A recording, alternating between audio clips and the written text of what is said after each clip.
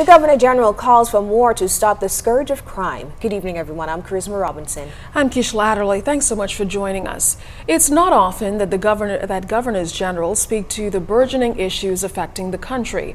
But as she makes her annual rounds visiting the major public health care facilities in the country, Her Excellency Dame Marguerite Pindling has become vocal on critical issues affecting the country. Yesterday, as she visited the nation's premier health care facility, the issue of crime was addressed. This as she made an emotional appeal. Here's Clint Watson.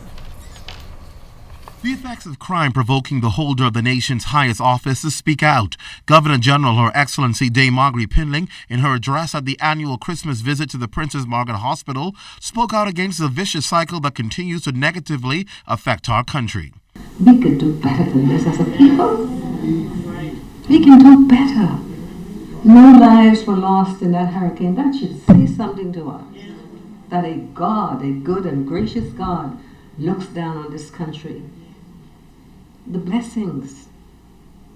But somebody has fallen down on the job. The recent murder of a 16-year-old Doris Johnson student has gripped the nation, and Dame Marguerite says she too was impacted by the senseless killing.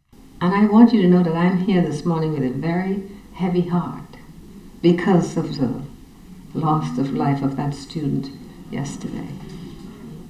We've got to pray, Father Campbell. I don't think we trouble the throne enough, because something has to give, especially at this time of the year. Some mothers are out there today, weeping, and I feel like weeping for them. The men and women of PMH work tirelessly on the front line and feel the effects of crime daily, trying to save the lives of victims of crime who are shot and stabbed. For this, the Governor General saluted them and praised their work. You, more than most, see the immediate and devastating effects of crime and violence. Her Excellency also touched briefly on national health insurance, giving the nod of its importance to the people. My husband once said that cookouts will not help his people.